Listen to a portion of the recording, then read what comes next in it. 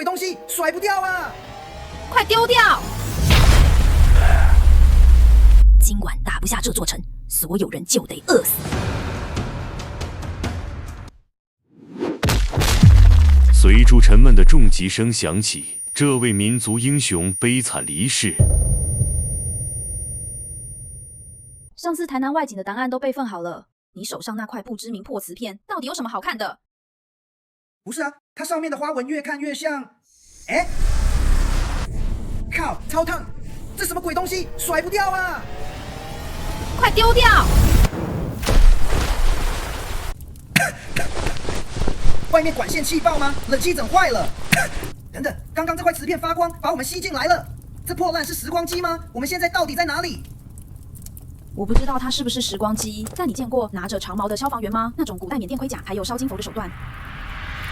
我们又被拉回1767年的大城屠城现场了。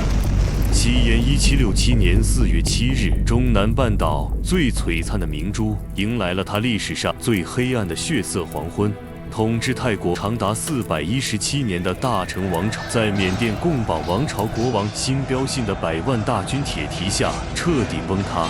这不是一场普通的征服，而是彻底的毁灭。长达14个月的围城后，缅甸军队下达了残酷的屠城令。这座繁华程度媲美伦敦与巴黎的国际大都会被无情付之一炬，无数尊金身佛像被烈火焚烧，侵略者毫不留情地斩下佛头，只为了剥取融化后的那一点黄金，运回缅甸充实国库。 JM， 那块碎瓷片现在变暗了，我们到底要怎么回去啦？还有，他们为什么把那些穿得很华丽的人全都绑起来？纸片先收好，回去的办法晚点再想。那是泰国的皇室，工匠和顶级武者，缅甸军这是在连根拔起整个国家的文化命脉。史料记载，超过10万名暹罗皇室、贵族与顶级工匠被强行押往缅甸。这场浩劫让泰国古典文化产生了严重的断层，无数技艺与典籍就此失传，延续了417年的大成王朝，在漫天的灰烬中彻底宣告灭亡。等等，快走，有巡逻队过来了！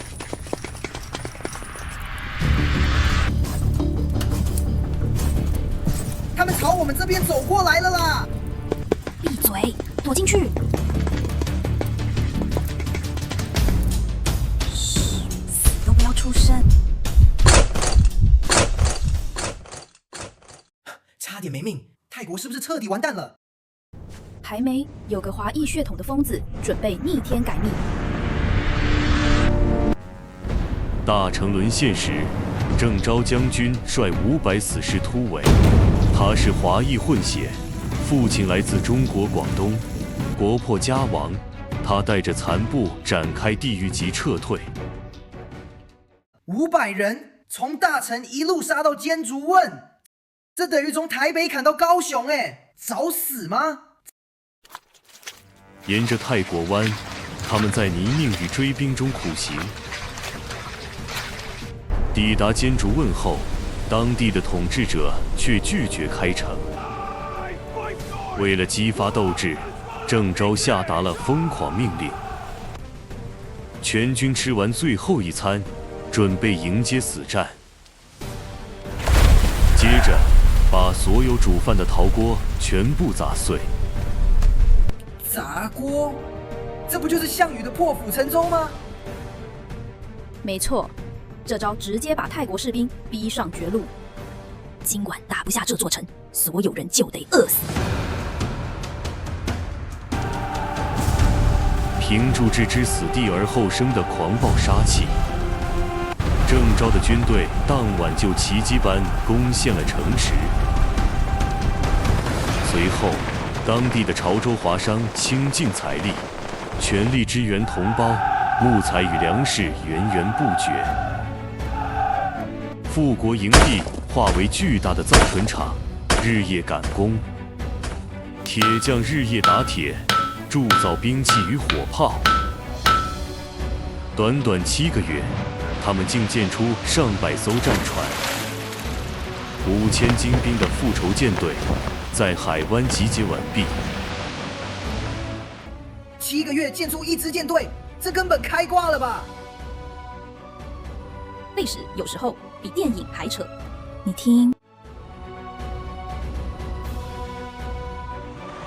雨季结束了，战神要回家了。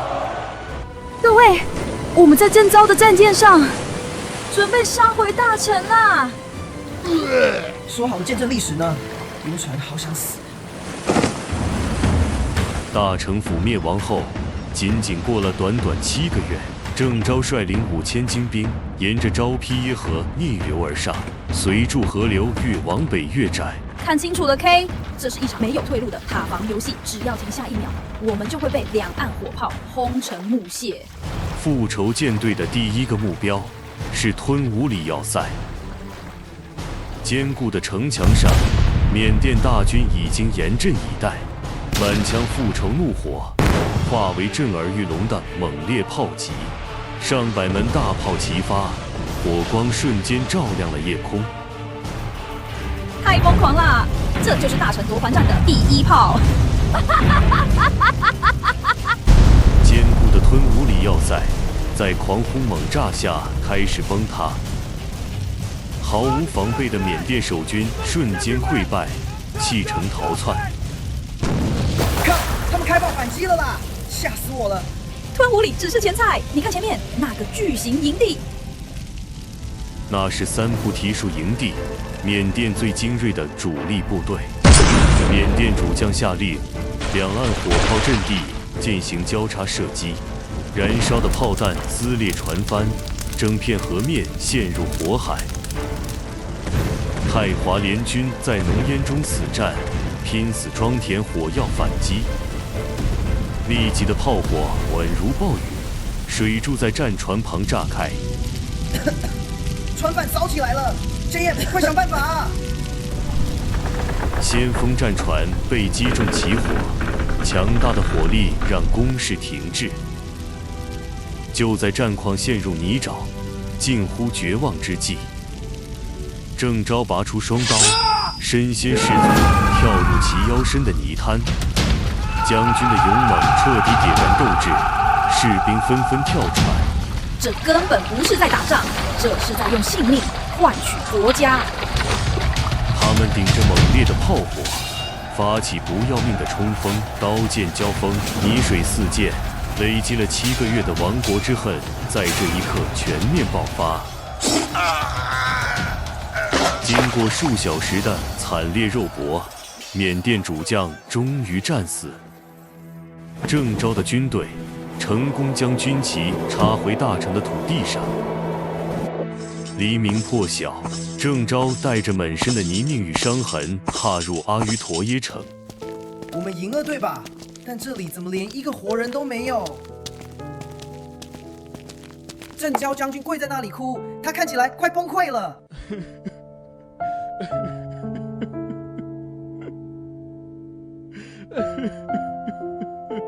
因为这座城市已经没救了，但更糟的是，这场复国战争的庞大压力即将把它彻底逼疯。泰国野史流传，他在废墟中唤醒了古老的黑魔法。深夜的丛林里，传出令人毛骨悚然的诡异梵唱声。传说他与恶鬼交易，用鲜血换取战无不胜的力量。哇靠！难怪这里气氛超阴森，他真的会降头。传说终究是传说，但现实的真相却更加骇人。长达15年的血战，极大消耗了暹罗的国家财力。1768年爆发旱灾与蝗灾，全国陷入大饥荒，国库见底，米价狂飙，平民百姓根本无家可归。为了买米救灾，郑章甚至向大清帝国借下巨款。等等，所以他是为了救国才背上巨债的英雄？没错，但为了还债，他只能向富有的旧势力开刀。郑昭向旧贵族与寺庙强征重税，引发强烈反弹。为了自保，这群贵族开始散播国王发疯的谣言。沉重债务与背叛感彻底摧毁了郑昭的心智，他陷入严重的被害妄想，总觉得有人要暗杀他。晚年的他极度宗教狂热，坚信自己已修炼成佛。他下达荒谬命令，逼迫全泰国高僧向他下跪。逼和尚下跪，在泰国这根本是严重亵渎吧？没错，不服从的高僧面临的就是地狱般的折磨。拒绝屈服的僧侣遭到无情的剥去袈裟与鞭打，鲜血与惨叫声彻底染红了原本神圣的泰国佛寺。疯狂没有停止，无数开国功臣被随意冠上叛国罪，哪怕是一点小过失，皇宫妃子也会被拖入死牢。曾经拯救国家的伟大英雄沦为最恐怖的暴君。嘘，小声点，现在的吞武里根本就是座屠宰场。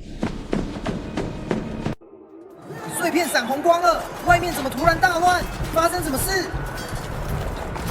1782年，吞武里政变爆发，郑昭的末日到了。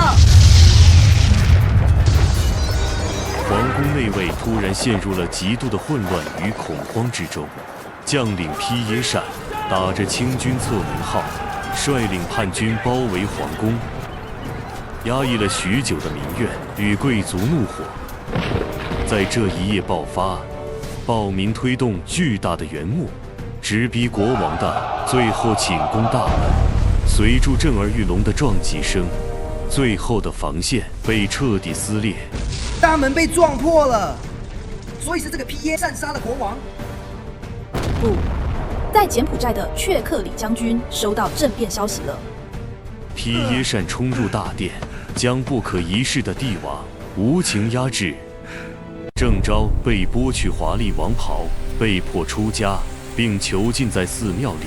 得知政变的却克里立刻打着平乱旗号，班师回朝，大军长途跋涉，赶回吞武里。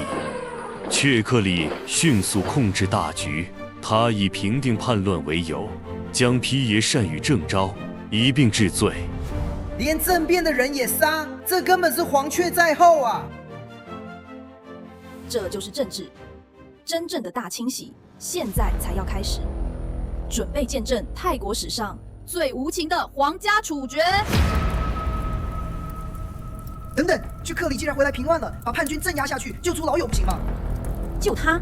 如果却克里这么做，那群发动政变的贵族明天就会连他一起杀。旧贵族对郑昭恨之入骨，却克里要建立新王朝，绝对不能得罪这群真正的靠山。所以他是被贵族逼着杀兄弟的，这也太身不由己了吧？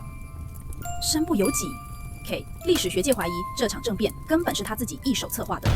为了避免背上弑君叛徒的千古骂名，他暗中唆使披耶善去当黑脸造反，自己再以救世主的白脸姿态带兵回归，名正言顺地收割整个国家。靠！叫别人弄脏手，自己回来当英雄，他图的到底是什么啊？他图的是一个干净的王位，还有一笔被抹除的天价国债。只要前朝国王一死，郑章生前向大清帝国借下的天文数字就能顺理成章的一笔勾销。为了夺权跟洗掉卡债，连从小长大的兄弟都能算计。在新帝国的账本里，兄弟的命只是最好用的筹码。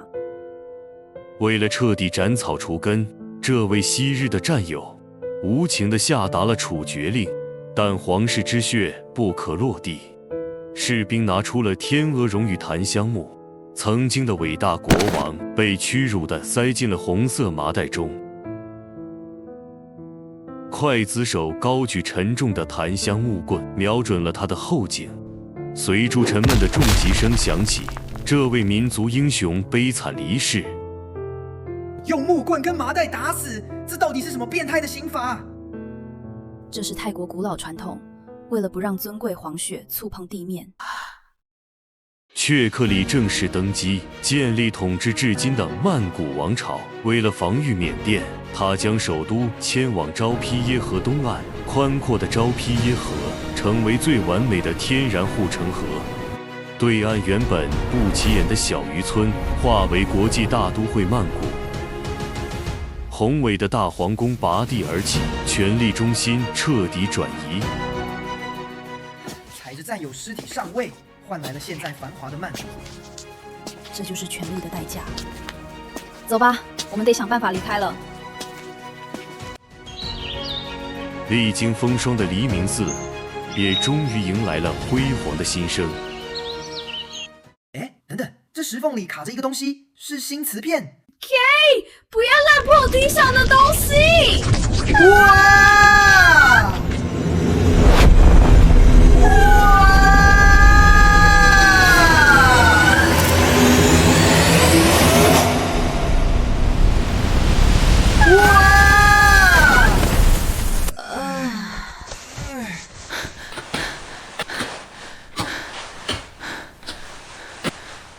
冷气，外面是85大楼，我们活着回高雄了。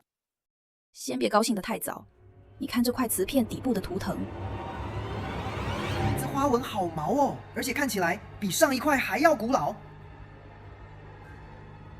这年代极度不对劲。如果上一块带我们去大城，等等，那这块到底会去哪里？我们该不会又要……